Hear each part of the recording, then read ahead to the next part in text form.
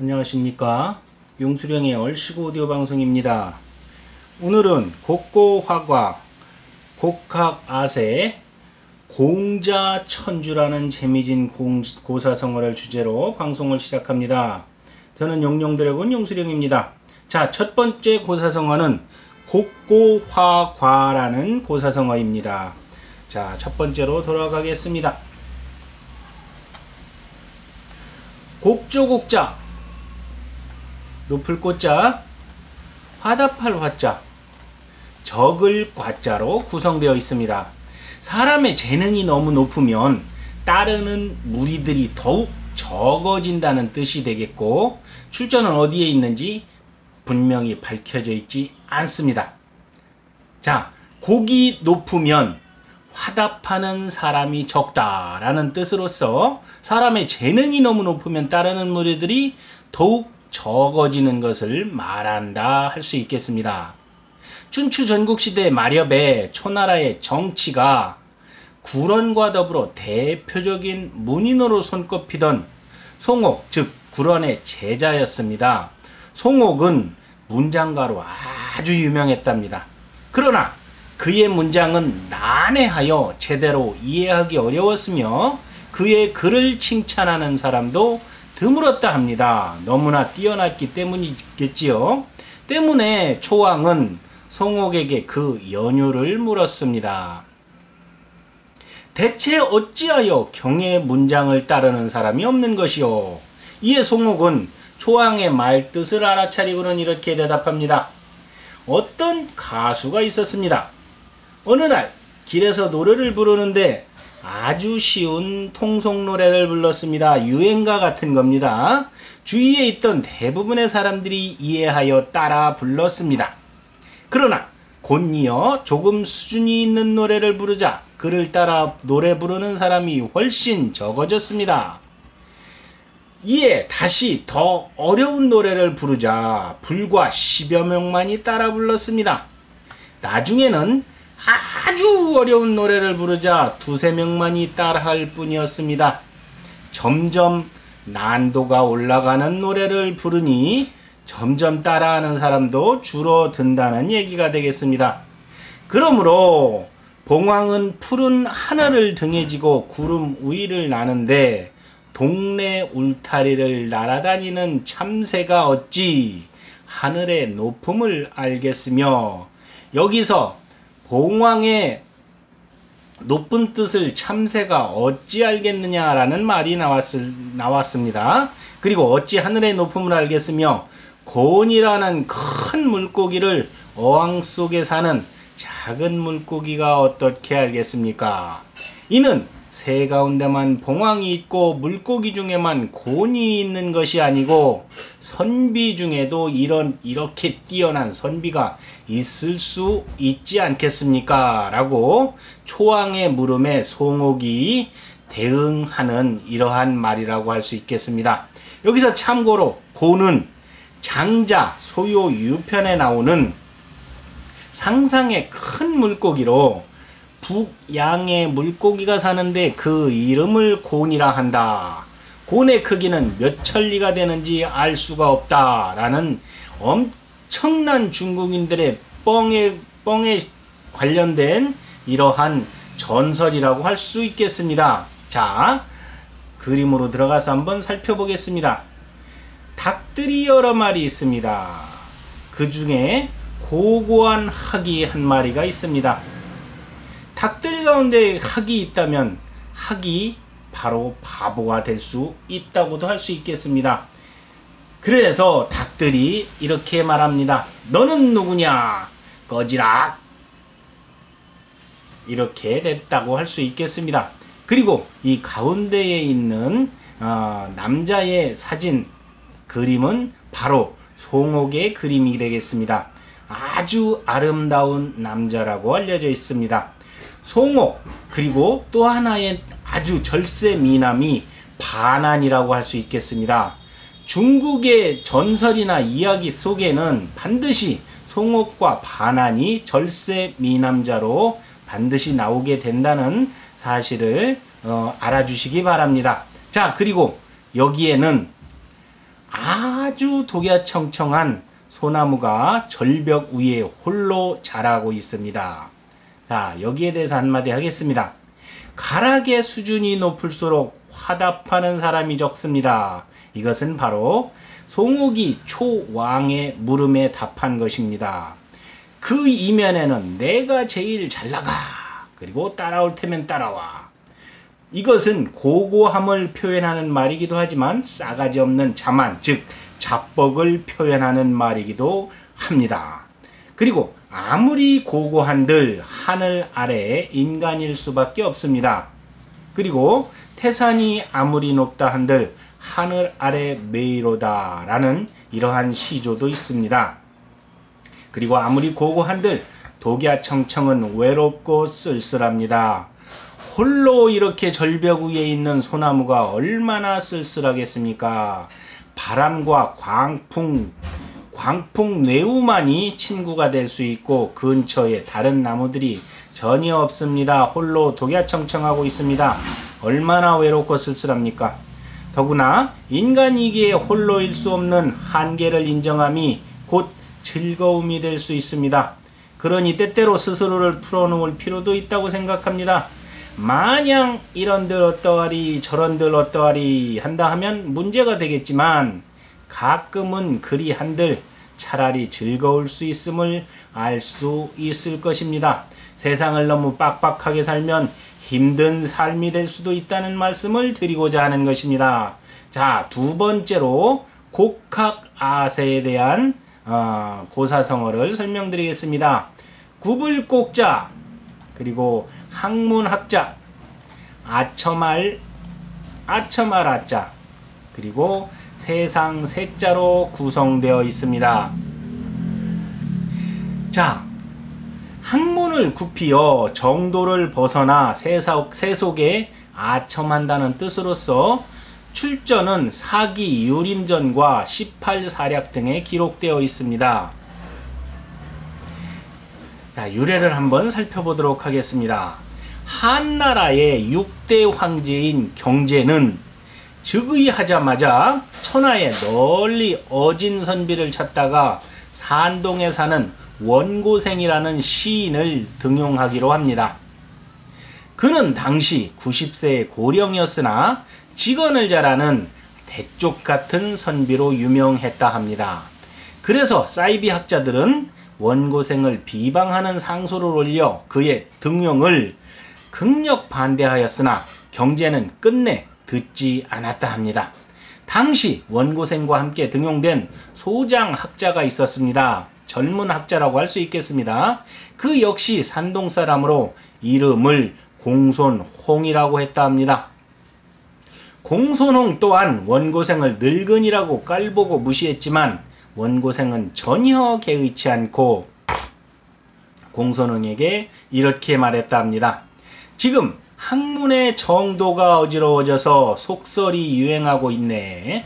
이대로 내버려두면 유서 깊은 학문의 전통은 결국 사설로 인해 그 본연의 모습을 잃고 말 것이네. 자네는 다행히 젊은 데다 학문을 좋아하는 선비라 들었네. 그러니 부디 올바른 학문을 열심히 닦아서 세상에 널리 전파해 주기 바라네. 결코 자신이 믿는 학설을 굽히어 이 세상 속물들에게 아첨하는 일이 있어서는 안 되네 하고 공손홍에게 원고생이 이렇게 충고를 했다 합니다. 원고생의 말이 끝나자 공손홍은 몸둘 바를 몰랐다 합니다. 절조를 굽히지 않는 고매한 인격과 아주 높은 인격과 학식이 높은 원고생과 같은 눈앞에 태산북두를 알아보지 못한 자신이 부끄러웠기 때문입니다. 공손홍은 당장 지난날의 무례를 사과하고 원고생의 제자가 되었다고 합니다. 라는 데서 이렇게 곡학아세라는 고사성어가 생겼다 할 수 있겠습니다. 자, 그림을 한번 다시 돌아가겠습니다. 손바닥이 부르트도록 지문이 다 없어지도록 한 남자가 아첨을 하고 있습니다. 자, 손바닥을 요래요래 비비고 비비면 지문이 없어집니다. 진정한 아부의 자세라고 할 수 있습니다. 아첨과 아부는 때로 간신배의 보상 심리에 따라 잔혹한 공포 정치를 낳기도 합니다. 그 가운데 그림을 한번 보시지요. 사슴이 있습니다. 이 공포 정치에 간신배가 사슴을 보고 말이라 합니다. 이렇게 되자 아무도 그것을 사슴이라 직언하지 못합니다. 임금조차도 이 간신배가 두려워 아무 소리 못하고 있습니다. 간신배 앞에서 사슴을 사슴이라 말하지 못하고 말이라 인정해야 하는 지록우임마라는 이러한 고사성어의 상황이 연출되는 것입니다. 이것은 또 옆그림과 같은 어이가 상실되는 행태를 자행하게 합니다. 정신을 호도하고 왜곡시켜 스스로를 극상품으로 인지하여 오해와 편견으로 스스로를 승화시킵니다. 배가 똥똥하고 그리고 머리가 다 벗겨진 중년의 남자가 거울을 보고 있습니다. 하지만 거울 속에는 엄청나게 멋진 근육질의 남자가 떡하니 미소 짓고 있습니다. 바로 내가 최고야라는 착각을 스스로 만들어낸다는 것입니다. 한마디로 내로남불의 전형이라고 할 수 있습니다. 지나친 아부와 아첨은 사실을 왜곡하여 허상을 진실로 호도합니다. 지나친 자아도취 또한 마찬가지 효과를 나타낸다고 할 수 있겠습니다. 자, 이번엔 세 번째로 공자님과 관련된 공자 천주에 대한 고사성어를 설명드리겠습니다. 구멍공자 그리고 아들자자, 이것은 공자의 이름이기도 합니다. 자, 뚫을 천자, 구슬 주자를 쓰게 됩니다. 공자가 구슬을 꿰는다는 말인데 자기가 꿰는 게 아니고 개미의 허리를 묶어서 이렇게 구슬의 구멍 속을 지나가게 합니다. 자, 나름 잔인한 공자라고 할 수 있겠습니다. 자, 이것은 조정사원이라는 책에 기록되어 있다 합니다. 공자가 진나라를 지나갈 때 이런 일이 있었다 합니다. 공자는 어떤 사람에게 진귀한 구슬을 얻었는데 그 구멍이 9굽이나 되었다 합니다. 9개의 구멍이 뚫려 있다는 말입니다. 그는 이것을 실로 꿰매려고 여러 가지 방법을 다 동원했지만 성공할 수 없었다 합니다. 실로 어떻게 9개의 구멍을 바느질 하는 식으로 뚫을 수 있겠습니까? 그러자 문득 바느질을 하는 안악내에게 그 방법을 물었다 합니다. 그 안악이 이렇게 대답합니다. 조용히 생각해 보세요. 공자는 그 말대로 조용히 차근차근 생각을 해보았다 합니다. 잠시 후 그녀의 말의 의미를 깨닫고 무릎을 탁 쳤습니다. 그리고는 나무 아래로 왔다 갔다 하는 개미 한 마리를 붙잡아 그 허리에 실을 맨 후 개미를 한쪽 구멍으로 밀어넣고 반대편 구멍에는 달콤한 꿀을 발라 놓았습니다. 그 개미는 꿀 냄새를 맡고 이쪽 구멍에서 저쪽 구멍으로 나왔다 하였습니다. 이리하여 구슬의 실을 꿰 수 있게 되었다는 이러한 얘기가 전해지고 있습니다. 즉, 공자는 배우는 일을 매우 중요시했으며 배움에 있어서는 나이에 많고 적음이나 신분의 높고 낮음에 관계하지 않았다는 이러한 고사가 되겠습니다. 그는 세 사람이 길을 가면 반드시 나의 스승이 있다라고 한 것 또한 그의 학문하는 태도를 잘 나타낸 것이라 할 수 있겠습니다. 공자의 학문하는 태도는 어린 아이나 노인을 따지지 않고 누구에게든 배울 것이 있다라는 이런 자세를 갖고 있었다는 데서 극명하게 드러난다 할 수 있겠습니다. 자, 그림을 보면서 마지막으로 되돌아보겠습니다. 9개의 구멍이 뚫려 있는 구슬에 개미가 이리 왔다 갔다 하면서 이쪽 구멍 저쪽 구멍에 꿀을 발라놨기 때문에 개미가 이쪽을 다니면서 쉬를 꿰었다는 이 말, 즉 공자천주라는 고사성어의 그림으로 그려놓은 것이라고 할 수 있겠습니다. 그리고 가운데는 아주 영롱한 진주알들이 흩어져 있습니다. 하지만 이 진주알들이 낱개로 흩어져 있을 때는 아무리 아름답다 하더라도 제 가치를 지닐 수가 없습니다. 구슬이 서말이라도 꿰어야 보배라는 말이 있습니다.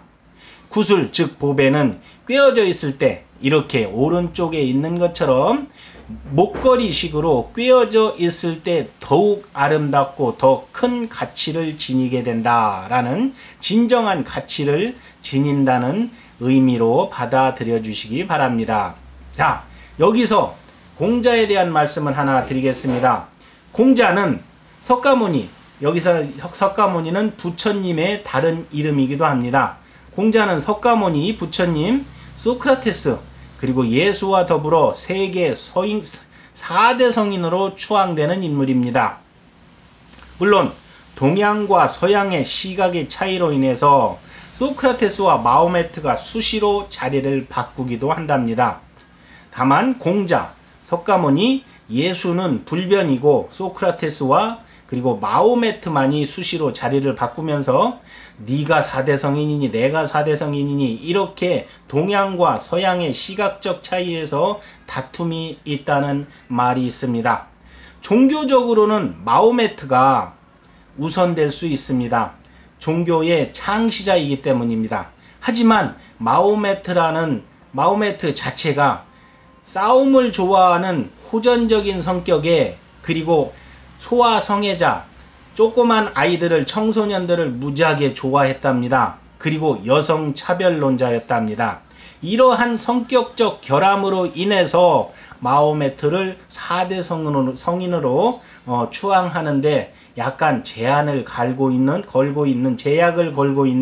이러한 상태이기 때문에 소크라테스와 자리다툼을 한다고 이해하시면 되겠습니다. 어쨌든 종교적으로는 마호메트가 우선되겠지만 서양 철학의 중심이 자연에서 인간으로 넘어오게 되는 계기인 관념론을 만들었다는 점에서 서구 중심적인 시각에서는 당연히 마호메트보다는 소크라테스가 4대 성인에 포함된다고 할 수 있겠습니다. 여기서 또 하나 4대 성인 중에 마호메트가 들어간다면 공자와 석가모니 그리고 마호메트가 3명이나 동양에서 성인이 있습니다. 다만 소크라테스와 예수를 집어넣게 되면 둘씩 동양과 서양이 조화를 이룬다는 이러한 수치적인 이 배분도 상당히 영향을 미친다는 사실을 알아두시면 좋겠습니다. 자, 이렇게 이상으로 오늘 용수령의 고사성어 방송을 마칩니다. 저는 용룡드래곤 용수령입니다. 다음 시간에 뵙겠습니다. 감사합니다.